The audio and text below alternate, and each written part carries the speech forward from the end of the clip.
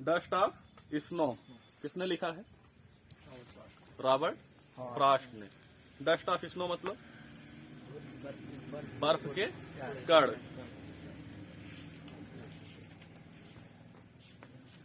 The poem dust of snow by Robert Frost किसके द्वारा लिखा गया है? रॉबर्ट फ्रॉस्ट के द्वारा। Is a simple and short poem. ये क्या है? एक बहुत ही सिंपल मतलब साधारण और छोटी कविता है। शॉर्ट मतलब छोटी कविता है। तो आइए देखते हैं कविता। The way a crow, the way a crow. अगली line, shook down on me, the dust of snow from the hemlock tree. अर्थ पता है? नहीं पता है? द वे ए क्रो यानी इस कविता में कवि ने जो वर्णन किया है इसमें दो निगेटिव पक्ष रखे हैं उसने। निगेटिव कौन कौन है? हेमलॉक ट्री और द क्रो। दो ही की बातें हुई है ना। कवि के अलावा इसमें कौन है? एक हेमलॉक ट्री है और एक क्रो। क्रो निगेटिव पक्ष क्यों? कौवा क्या होता है? काला। कोई शुभ का संकेत है? नहीं। और हेमलॉक ट्री, हेमलॉक ट्री जो है वो भी जहर का पौधा है, धतूरे का है ना। तो कब इसमें देखिए, इस कविता में ये नहीं बताया गया है पहले कि कवि कहाँ से आ रहा है, कहाँ जा रहा है, ऐसी कोई बातें नहीं इसमें। कवि कहाँ से आ रहा है, जा रहा है, ऐसा कुछ नहीं दिखाया गया। केवल ये है कि कवि खड़ा हुआ है एक वृक्ष के नीचे। तो उसके बाद जब स्टोरी शुरू होती है, द वे ए क्रो यानी वे मतलब रास्ता होता है वैसे तो, यानी कहाँ से कौवा आया ऐसी कोई बात नहीं है। किसी भी तरफ से आप कह सकते हो कि एक कौवा आता है और सॉक डाउन ऑन मी। नहीं, वो तो बाद में है। सेक मतलब हिलाना, उसका सेकंड फॉर्म है। मतलब हिला देता है। डाउन मतलब नीचे, नीचे मतलब ऑन मी, नीचे जो लेखक खड़ा है उसके ऊपर वो हिला देता है। क्या हिला देता है? द डस्ट ऑफ स्नो, बर्फ के कण को गिरा देता है। बर्फ के कण को गिरा देता है। फ्रॉम ए हेमलॉक ट्री, कहां से? एक धतूरे के पेड़ से। यानी इस 4 लाइन में कवि ये कह रहा है कि कवि एक वृक्ष के नीचे खड़ा है, एक कौवा आकर उस वृक्ष पर बैठता है, एक कौवा आकर उस वृक्ष पर बैठता है और उस पेड़ पर बैठकर उस पेड़ की टहनियों को हिला देता है और उस पर जो बर्फ जमी हुई है वो कण के रूप में लेखक के ऊपर गिरती है। Has given my heart, given मतलब गिव मतलब देना, यानी इसने दिया। क्या दिया? मेरे हृदय को। माई हार्ट मतलब मेरे हृदय को। ए चेंज ऑफ मूड यानी इसने बदलाव कर दिया। लेखक के मूड मतलब मनोदशा, जो मन की उसकी दशा है उसमें परिवर्तन ला देता है। यह जो घटना उसके साथ घटित होती है लेखक के साथ, जो उसके ऊपर बर्फ के टुकड़े उस क्रो द्वारा गिराए जाते हैं हेमलॉक ट्री से, उसने लेखक की मनोदशा को परिवर्तित कर दिया। एंड सेव्ड सम पार्ट, और कुछ पार्ट मतलब हिस्सा, कुछ हिस्सा बचा लिया, कुछ हिस्सा बचा लिया। Of a day I had road, I had road. कुछ हिस्सा बचा लिया। किसका हिस्सा? किसी इंसान का नहीं, जो उसका समय व्यतीत हुआ था उस दिन का, उस दिन के कुछ हिस्से को उसने बचा लिया। बचा लिया मतलब जो दुखी मनोदशा में लेखक था अब उसका मन बदल गया। तो दुखी मनोदशा से अगर किसी का मन बदलेगा तो क्या होगा? वो हैप्पीनेस की तरफ बढ़ेगा ना। दुखी तो पहले से ही है।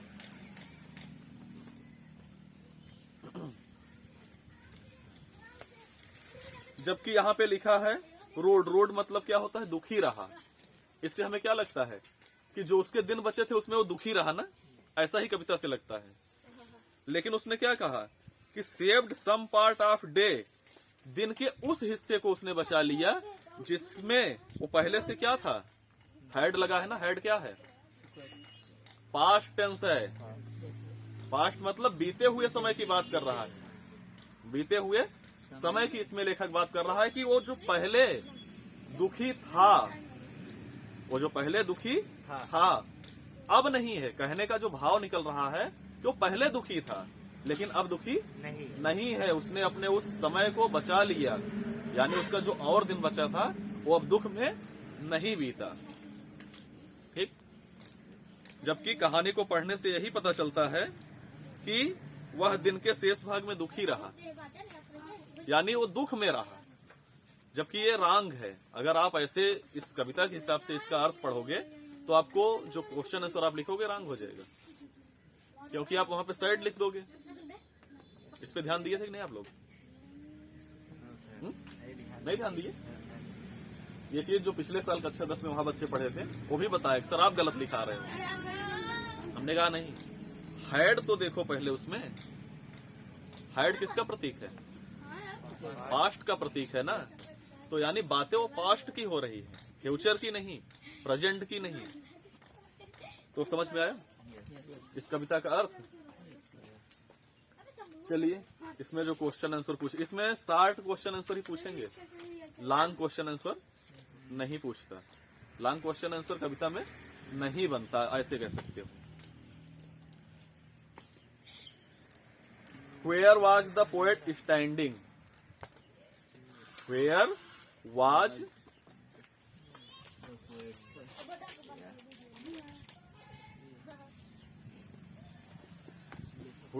the poet standing? यानी लेखक कहाँ खड़ा था।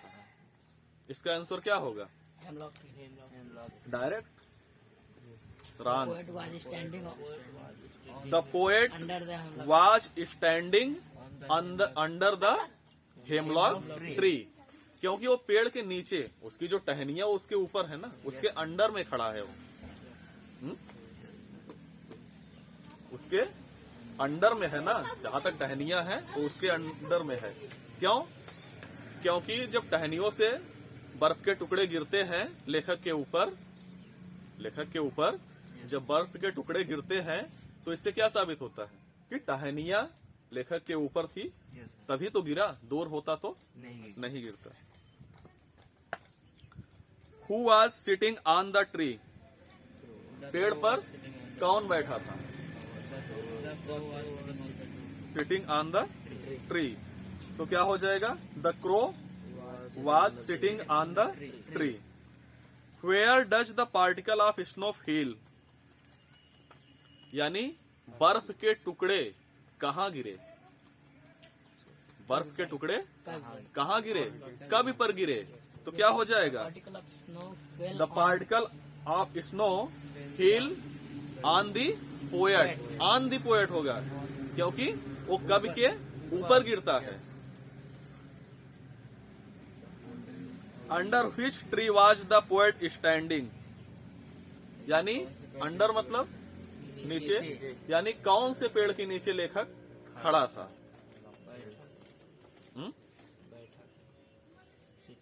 स्टैंडिंग मतलब खड़ा था। तो पोएट कहाँ खड़ा था,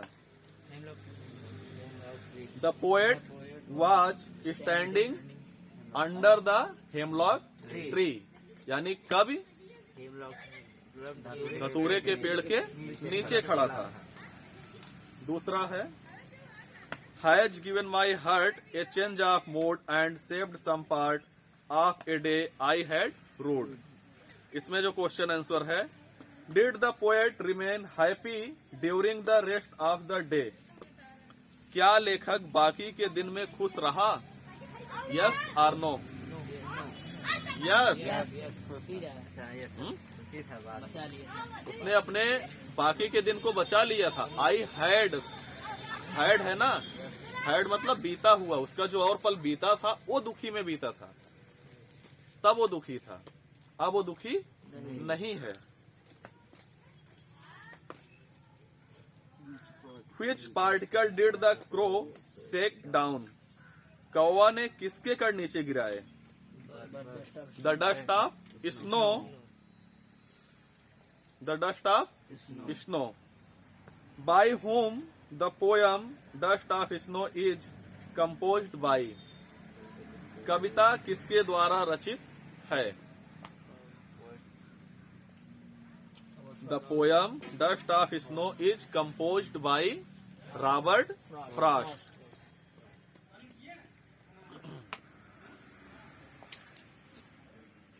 Here I stand for. देखो यहाँ पर मैं किसके लिए प्रयोग हुआ है? मैं शब्द किसके लिए? कवि के लिए, पोएट के लिए। यहाँ पे मैं शब्द पोएट के लिए यूज हुआ है। हाँ, रेमी वर्ड जानते हो? रेमी वर्ड उसने अच्छा बताए थे ना। रेमी वर्ड मतलब क्या होता है? तुकबंदी वाले वर्ड, ऐसे शब्द जो एक ही लय में बोले जाएं। तो ऐसा हमें इसमें कहीं दिख रहा है। देखिए, द वे ए क्रो और स्नो, ये दोनों क्या है? एक ही लय में है। तो ये दोनों, और मी और ट्री, ये दोनों रेमी वर्ड है।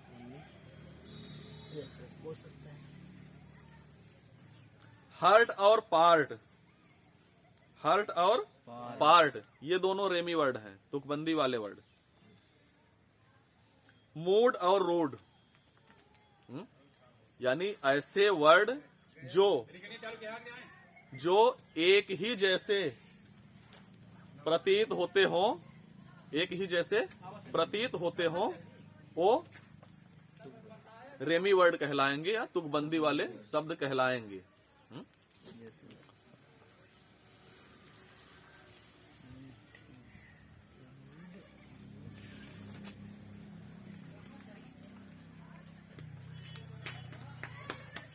ये बताइए, who soak down the hemlock tree? किसने पेड़ को हिलाया? क्रो, कौवे ने। What feel on the poet? Poet के ऊपर। देखिए, टिक उसमें लगाने से आपको नुकसान है। अगर आप किताब में टिक कर लेते हो तो उससे नुकसान ये है कि आप जब उसको देखोगे आपको ऐसा लगेगा कि मुझे याद है। लेकिन जब वही क्वेश्चन आपके एग्जाम में आएगा तब आपको ऐसा नहीं लगेगा। तब लगेगा ये है कि ये है। और ना लगाते हुए, जब मैंने पहले ही कह दिया कि आपको हम खुद याद करवा देंगे, देखते हैं कैसे नहीं याद होता। अपने आप रट उठेगा, याद हो जाएगा। याद कराने की कला इतनी है कि जो हम आपको याद करा देंगे वो कभी नहीं भूलेगा। तो टिक, और सबसे बड़ी बात, आप लोग पेन से जो टिक लगा देते हो, ये गलती। पेंसिल से लगा दो, कुछ दिन में याद हो जाए, मिटा दो, ठीक है। कुछ लोग हैं पेन से ही पूरा चलाते रहते हैं उसमें। हाँ, तो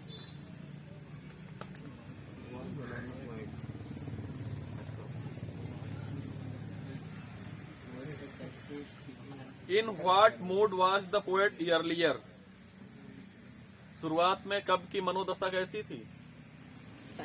सैड। इसमें हैप्पी कौन लगाया है? वो सर एक बच्चे का नहीं, कोई भी बच्चा होगा तो हाई स्कूल का ही। हाँ? दूसरी क्लास का तो हो नहीं सकता। What was the effect of the fall on the dust of snow on the poet? यानी जब बर्फ के कण गिरे तो उसका कवि पर क्या प्रभाव पड़ा? उसका कवि पर क्या प्रभाव पड़ा? तो change of mood, change of his mood. ही के साथ अपने के लिए हिज लगता है, पता है ना? दे का अपने के साथ